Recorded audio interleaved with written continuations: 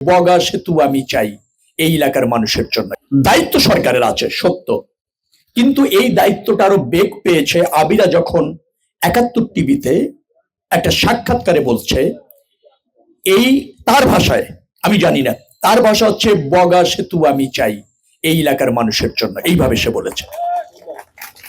Prime minister এই ভিডিওটি দেখেছেন, আমাকে সেন্ড করেছেন, দ্রুত করণীয় নির্ধারণ করতে বলেছেন।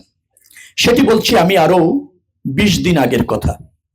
আমি ২০ দিনের মতো অনবরত কাজ করেছি সড়ক ও জনপথ এবং সেতু বিভাগের যারা আছেন, চিফ ইঞ্জিনিয়ার এখানে আছেন, এবং এই বরিশাল বিভাগের যিনি প্রধান আছেন, এডিশনাল চিফ ইঞ্জিনিয়ার, সবাই মিলে আমরা কাজ করেছি। কাজ করে একটা উদ্যোগ অনেক আগে ছিল যেটা স্থবির ছিল, ফাংশন করছিল না।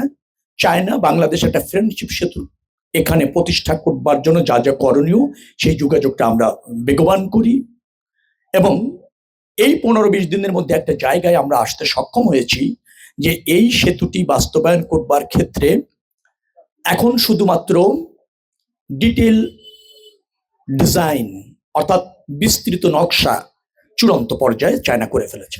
এক্সট্রিম মশার কয়েল প্ল্যান্ট ফাইবার দিয়ে তৈরি, ডেঙ্গু চিকুনগুনিয়া বাহি সহ যে কোনো মশার বিরুদ্ধে দেয় এক্সট্রিম সুরক্ষা। আমাদের জায়গা থেকে যে সমস্ত করণীয় আছে, ল্যান্ড অ্যাকুইজিশন, প্রাক প্রস্তুতি, অ্যালাইন তো আগেই ঠিক করা আছে, এই সমস্ত জায়গায় আমরা কাজ করে আমরাও অর্থনৈতিক সম্পর্ক বিভাগের কনসার্ন যেটা ছিল সেই কনসার্নের সাথে একত্রতা প্রকাশ করেছি। এখন শুধুমাত্র আপনার যেটাকে বলা হয় ইমপ্লিমেন্টেশন এগ্রিমেন্টটা দরকার। ইমপ্লিমেন্টেশন এগ্রিমেন্টও আমি আশা করছি আগামী মাসের মাঝামাঝি দিকে আমরা চায়নার সাথে করে ফেলবো। আমরা ইমপ্লিমেন্টেশন এগ্রিমেন্টটা করার পরপরই চায়নার ডিটেল ডিজাইন যেটা করেছে সেটা পাঠাবে। আমরা ডিটেল ডিজাইনটা একটু পরীক্ষা নিরীক্ষা করে সম্মতি জ্ঞাপনই করলে তখন ডিপিপি প্রকল্প শুরু হয়ে যাবে প্রণয়ন। ডিপিপি প্রণয়ন শুরু করতে খুব বেশি সময় আমাদের লাগবে না, কারণ আমাদের ফান্ডিংটা চায়নাই করছে, বিল্ড আপটা তারাই করছে, তারাই আমাদের সাথে সার্বক্ষণিকভাবে থাকছে, বাস্তবায়ন করছে।